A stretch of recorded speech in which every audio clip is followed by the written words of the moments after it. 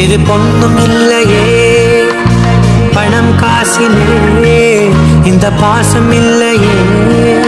அன்பான மகள் வந்தார் அம்பானி நானாகிறேன் இந்த இன்ப மகாராஜ பெற்ற புது ரோஜா எலிசபெத் ராணியின் பேத்தியே தாயே தாயே மகளன வந்தாய்